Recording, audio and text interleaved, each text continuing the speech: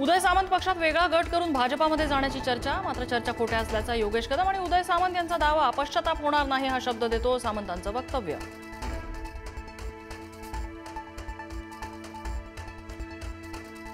नवी मुंबईत अमित ठाकरेंचं शक्ती प्रदर्शन. अमित ठाकरे नोटीस स्वीकारण्यासाठी नेरूळ पोलीस ठाण्यात दाखल. शिवरायांच्या पुतळ्याला अभिवादन करून अमित ठाकरे पोलीस स्टेशनमध्ये.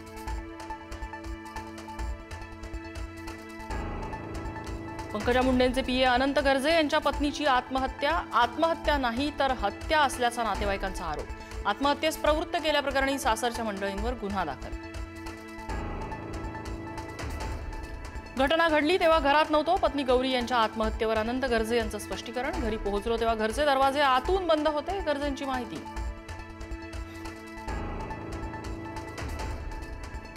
डॉक्टर गौरी गर्जे यांनी आत्महत्या केली असं वाटत नाही. अंजली दमानी यांनी व्यक्त केला संशय. पंकजा मुंडे यांनी कारवाईसाठी पोलिसांना फोन करायला हवा होता.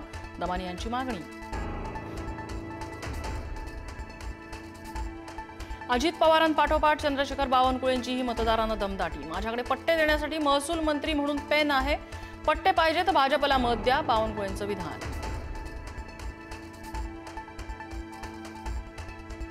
मी माझी भूमिका मांडतो. विरोधकांच्या आरोपाला महत्त्व देत नाही. निधीबाबत केलेल्या वक्तव्यावर उपमुख्यमंत्री अजित पवार ठाम. ज्या वॉर्डात मतं कमी पडतील त्यांनी ठरवून ठेवावं. आपलं काही खरं नाही. कुणीही निगेटिव्ह चर्चा केली तर खैर केली जाणार नाही. मंत्री हसन मुश्रीफ यांनी कार्यकर्त्यांना दमदाटी. एकनाथ शिंदेंसोबत कोणताही दुरावा नाही. मुख्यमंत्री फडणवीसांचं स्पष्टीकरण. दुरावा आहे असं म्हणणं हा वेड्याचा बाजार. फडणवीसांनी विरोधकांवर साधला निशाणा. शिंदेंनीही नाराजीच्या चर्चा फेटाळल्या. भाजपा नेते रावसाहेब दानवे आणि आमदार बबनराव लोणीकर यांच्यात दिलजमाई. अनेक वर्षांनंतर दोन्ही नेते एकाच मंचावर. आम्ही एकत्र आलो याचं काही लोकांना दुःख होईल. दानवेंचं नाव न घेता अर्जुन खोतकरांना टोला.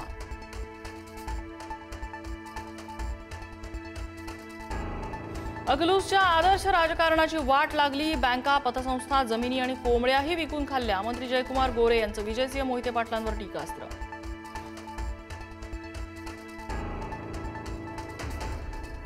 जिल्हा परिषद निवडणूक पुन्हा लांबणीवर जायची शक्यता. उपमुख्यमंत्री अजित पवारांनी व्यक्त केला अंदाज. कोर्टात सुरू असलेल्या प्रकरणामुळे निवडणूक लांबणीवर जायची अजित पवारांनी वर्तवली शक्यता.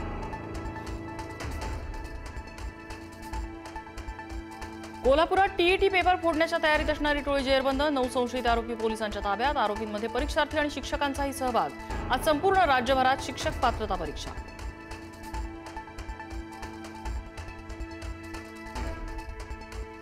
मुंढवा जमीन गैरव्यवहार प्रकरणी खरगे चौकशी समितीची शीतल तेजवानीला दुसऱ्यांदा नोटीस. उद्या चौकशीसाठी हजर राहण्याचे आदेश.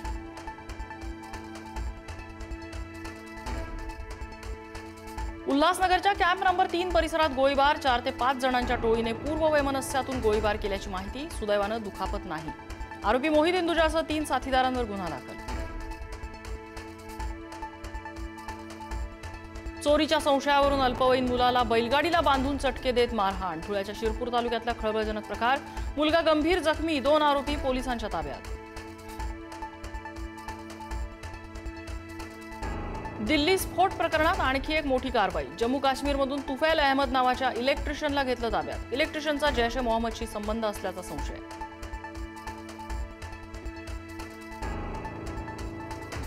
दिल्लीत आयएसआयशी संबंधित शस्त्र तस्करी टोळीचा पर्दाफाश. 4 शस्त्र तस्करांना दिल्ली पोलिसांकडून अटक. ड्रोनद्वारे पाकिस्तानमधून शस्त्रास्त्र पाठवली जात असल्याचं समोर. गोपनीय माहिती आयएसआयला पुरवणाऱ्या 2 आरोपींनाही उत्तर प्रदेशातून अटक. फिरोजपूरमधून तब्बल 50 किलो हेरोईन जप्त. कुख्यात ड्रग्ज तस्कर संदीप सिंग याला अटक. पाकिस्तानातून भारतात ड्रग्ज पाठवले जात असल्याचा संशय. सखोल तपास सुरू.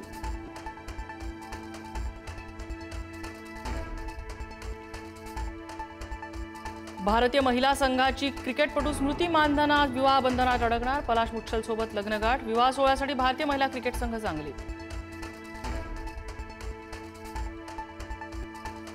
श्रद्धा कपूरचा भाऊ सिद्धांत कपूरला ड्रग्ज प्रकरणात मुंबई पोलिसांचे समन्स. 25 नोव्हेंबरला आपला जबाब नोंदवण्यासाठी हजर राहण्याचे आदेश.